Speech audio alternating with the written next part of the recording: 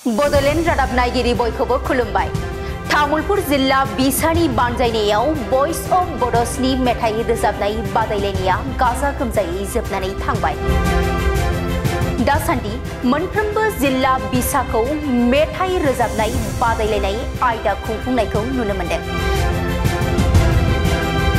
बेबायदिनो तामुलपुर जिल्ला बिसायाबो दिनै सानसेनि मेहेरगोनां हाबाफारिजों तामुलपुरनि दंफार रामेशबुरी लोक्षी मन्दिरनि नब्लाङाव भइस अफ बड'सनि मेथाइ रोजाबनाय बादायलायनायखौ खुंफुंदों।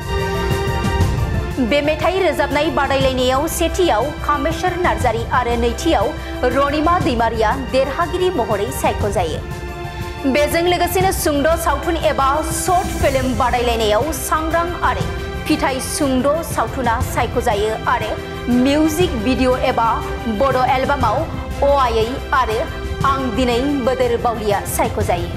तामुलपुर जिल्ला बिसानि बादायलायनायाव जाय मेथाइ रोजाबनाय सुंद' सावथुन बादायलायनाय आरो मिउजिक भिडिअ बादायलायनायाव सायख'जाबाय बै बिथांमोना बोहैथि नभेम्बर दाननि 25 खालाराव गुवाहाटीनि श्रीमन्त शंकरदेव कलाक्षेत्रआव खुंफुंजानो गोनां मिरु बिसानि 6थि बड' फिल्म एवार्ड सेरेमनिजों लोगोसे खुंफुंजानाय जोबथा बादायलायनायाव बाहागो लाहैबावगोन।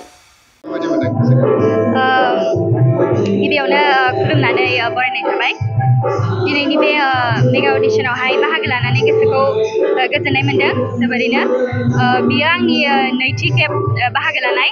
थांनाय बोसोरावथ' खेबसे थाबाय 2022 आवहायबो आङो बाहागो लादोंमोन आरो ओमफ्राय थार्ड प्राइज मोनदोंमोन। ओमफ्राय बिराद मोजां मोनदों। एबारबो गोबां माने मोजां आर्टिस्टफोरा रोजाबगिरिफोरा रोजाबगासिनो दङ।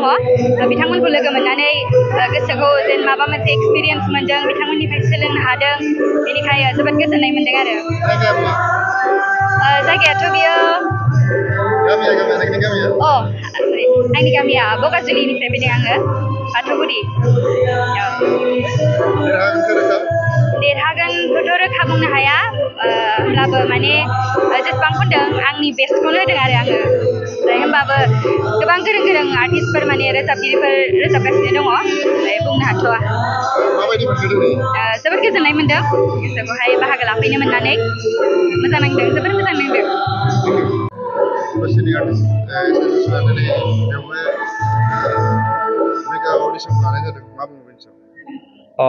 नंगौ, जोंहा फैबाय थानाय 25 नभेम्बराव गुवाहाटी कलाक्षेत्रआव मोनसे जोंनि फिल्म एवार्ड जागोन जोंनि आर्टिस्ट एसोसिएसनफोरनि।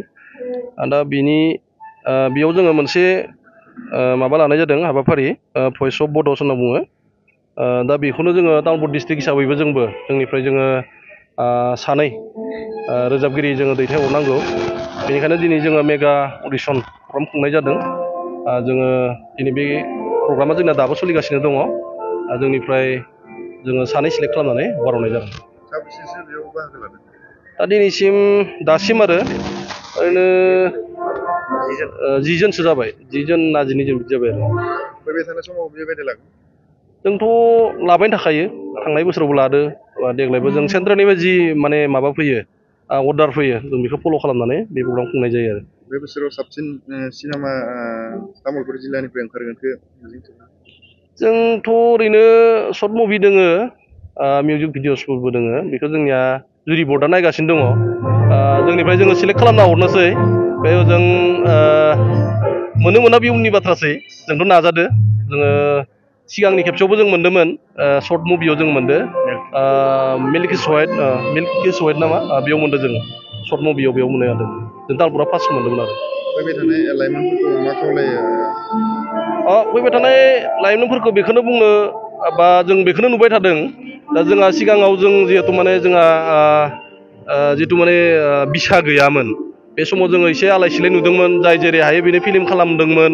दाथ' जोंनिया मोनसे डिसिप्लिन माबायाव फैबाय लाइनाव फैबाय दा जोङो बुंनो थाङोबा बहुत डिसिप्लिन आरो दा जोङो बेनिखायनो जोङो जानला मानला जों देग्लायथ' नुबायानो जानला मानला जों रावखौबो माने फिल्म बानायनाय नुवाखै जायफोरा बानायदों माने मोनसे हेभि बाजेट लानानै मोनसे बेखौनो सर्स साननानै मोजाङै बानायखायो आरो बे जानला मानला आगोलाव जोङो 40-50 गाहाम माने फिल्म मोनसे माबायावनो सनावनो बा मोनसे मायथाइयावनो ओंखारनाय जों नुदोंमोन दा बेबायदि दा जाला आरो डिसिप्लिन जाबाय बेनिखायनो सानदों मा फैबाय थानाय लाइमोनफोराबो माने बिदिनो बाहागो लानानै बा जोंखौ सापर्ट होनानै इयुनफोरावबो बिदिनो गावबा गावनो जौगालांगोन बेखौ जों मिजिंथिदों आरो दिनै जों नुबाय गोबां गोदान माने रोजाबगिरिफोराबो बाहागो लाफैदों मोजाङानो जादों मोजां मोनदों बिदिनो गासैबो फैगोन होननानै जों आसा खालामदों आरो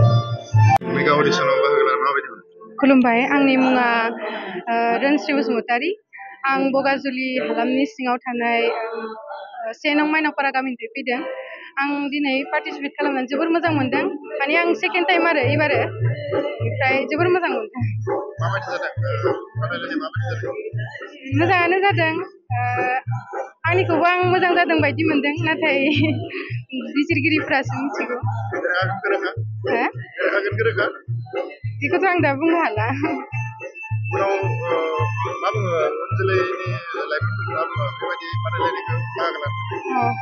जाहाथे जेनेबा देरहानाय देरहायै बेथ' थाखायो नालाय गासैबो जेनेबा मोजाङै सोलोंनानै पार्टिसिपेट खालामफैबा देरहानाया खाथां आरो आं बर' हिन्दी एसामिस बे मोनथामखौ बर'नि गेजेराव आं नीलेश्वर ब्रह्म बिथांनि सल' खनबाय आरो सुलेखा बसुमतारी बिथांजोनि एसामिसआ एसामिस बादायलायनाया जादों नीलेश्वरनिखौ गोसोखांनाय जोबनायाव बावलाङा नोंनि गोसोनि दाहा दैमायाव आय' सोलो नोंनि गोसोआव गोसोनि दाहा दैमायाव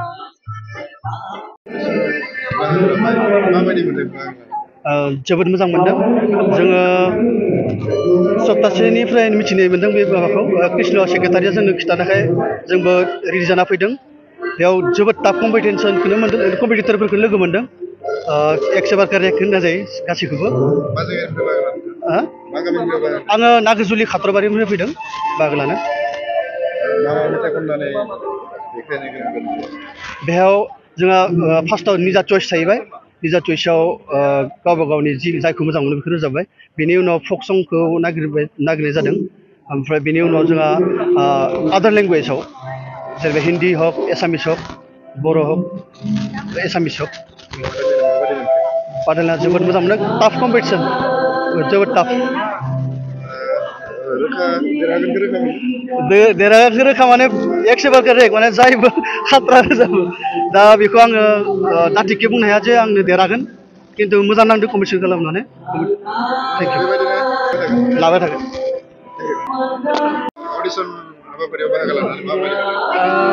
जोबोद मोजां मोनदों निस्सय मानो होनोबा गोबां टेलेन्टेड माने एकदम साननो हनो गोरों मानसिफ्रानो बाहागो लादो माने जिफोर गानखौ खनोबाथाय माने मोनसे गोसोखौ बोनो हायो बेबायदि मेथाइखौ बुहुदानो खनदो आरोना दा बेनि गेजेराव आंबो सासे कन्टेनारि माने बादायगिरि आंबो आंनि गावनि रोंगौथिखौ देखायबाय नाथाय बेवहाय आंनिफ्रायबो नीलेश्वर देंखो बिदोंमोन बेखौ आं होनो हायासै स' आंना इयाव एसे माइनास पइन्ट दङ आरो जायखिजाया फैबाय थानाय समनि थाखाय आंबो एक्साइटेड आरो बिदिनो इयुनाव नाजालांबाय थागोन मोजां मेथाइ खननो बिदि जेबो बुंनो हाया कारन गोबां टेलेन्टेड मानसि दङ बिदि जेबो बुंनो हाया दा रिजाल्ट आं बर' हिन्दीया जाबाय दोंसे आर'ज इसोरखौ आर'ज खालामनाय मेथाइ इखौ आं खनदो ओमफ्राय बर' ओमफ्राय असमिया दोंसे खनदो एसामिस बेखिनियानो